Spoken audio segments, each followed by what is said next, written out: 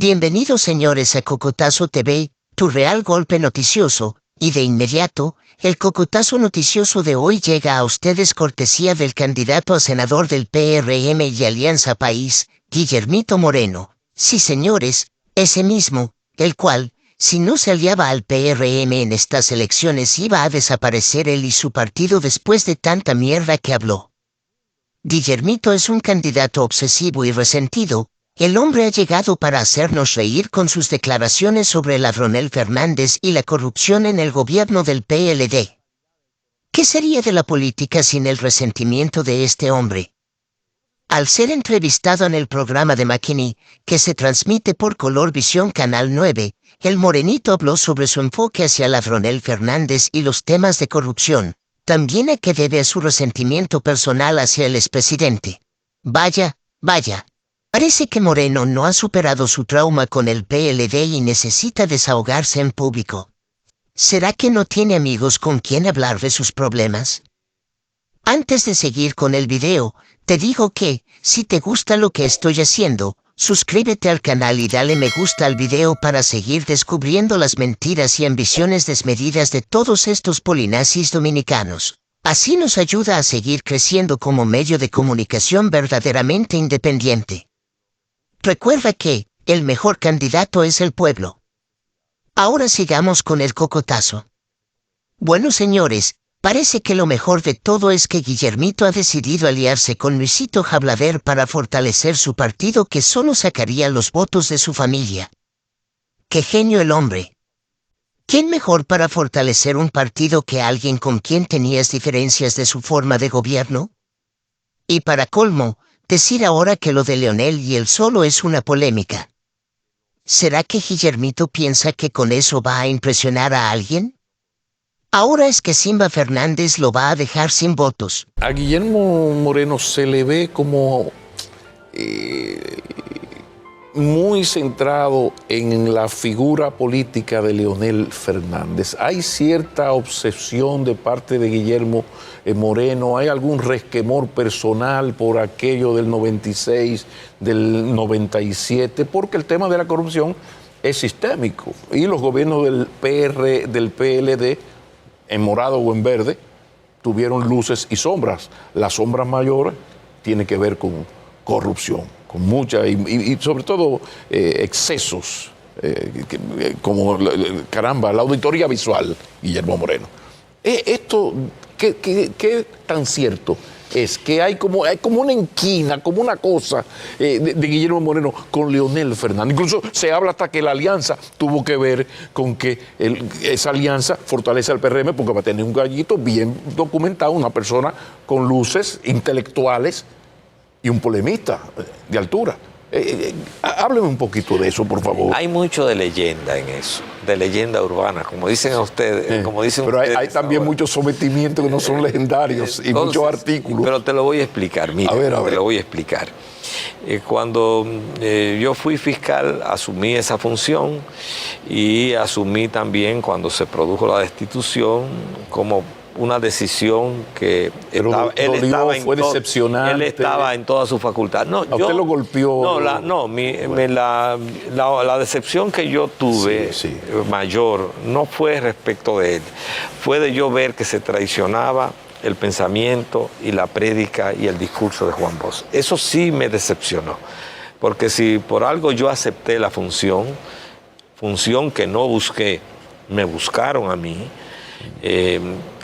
Si por algo yo la acepté es porque pensé que íbamos a realizar en el gobierno la obra de Juan Bosch, los compromisos de Juan Bosch en la lucha contra la corrupción y los compromisos de Juan Bosch para desarrollar y profundizar la democracia. Pero con las luces políticas de Guillermo Moreno, ¿cómo pensar que un gobierno que llega al Palacio Nacional de la mano de Joaquín Balaguer va a actuar en contra de Joaquín. Pero esa fue, pero en confianza, usted no lo pensó. En ese momento, Leonel me llamó, porque era Leonel en ese entonces, era su amigo Leonel. No fue él directamente, fue otra persona que me llamó de su entorno y entonces me hizo la propuesta. Pero me entendió. Pero sí, claro. Pero la verdad es que yo fui con esa ilusión, lo acepté por esa idea. Pero no se la comentó. Incluso le pedí, cuando me llamaron, le pedí 48 horas para pensarlo. Y fue 48 horas después que efectivamente volvieron, insistieron, y entonces dije, sí, acepto. Bueno, esa es otra historia. ¿Qué hice yo cuando salí de ahí? Me fui a la academia. Fui decano de una facultad de Derecho por más de 6 o 7 años y desde ahí me concentré en eso. Es decir, nada personal, eso es nada.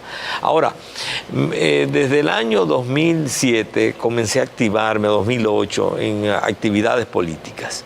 Y a la salida, al término del periodo del año 2012, era parte de todo un movimiento social.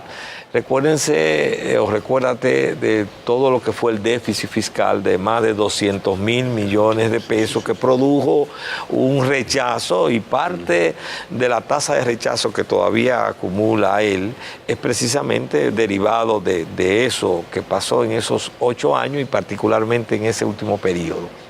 Y resulta que además en ese contexto yo tuve acceso a los medios de prueba de cómo se organizó y se hizo Funglode. Cuando yo tuve acceso a esa información, durante una semana yo me debatí entre no ocultarla, ignorar que lo conocía, o de asumir mi responsabilidad como ciudadano. Y entonces hice lo último.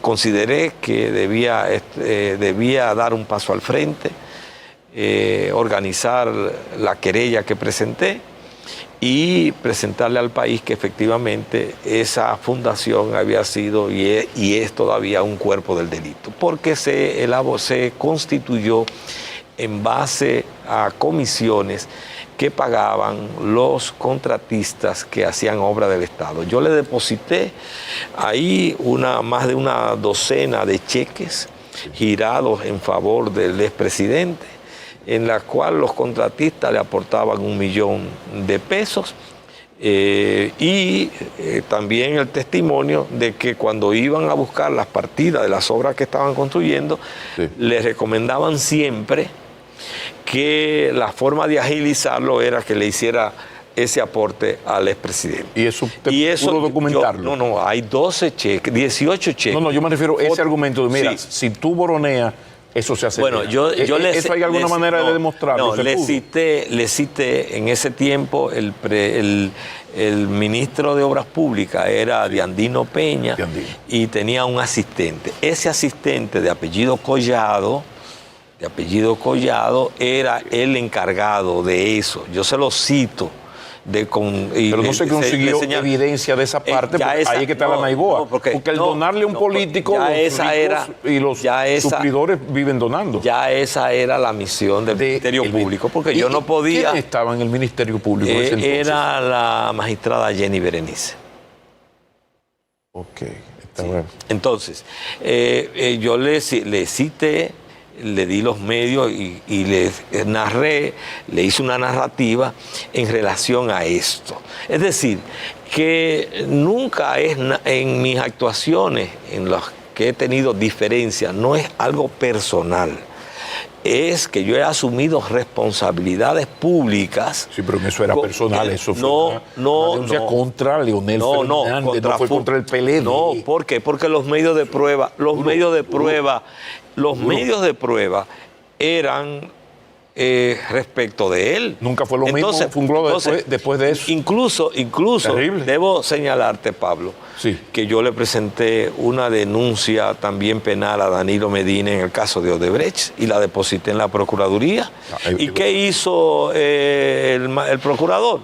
La archivó, donde le señalaba todas las responsabilidades que, de acuerdo a los medios de prueba que tenía y a la investigación que hice, lo vinculaban a él con sobrevaluaciones y actos de corrupción en el caso de Odebrecht. ¿Y con cuáles argumentos desestimaron lo de Funglode? ¿Qué dijo la fiscalía en ese entonces? Bueno, en aquella ocasión el argumento, un argumento muy pobre, huérfano jurídicamente, que no había en la República Dominicana una legislación que tipificara esos aspectos que yo había señalado, lo cual evidentemente fue una decisión muy errada, que yo me imagino que le habrá pesado durante muchos años a esa magistrada.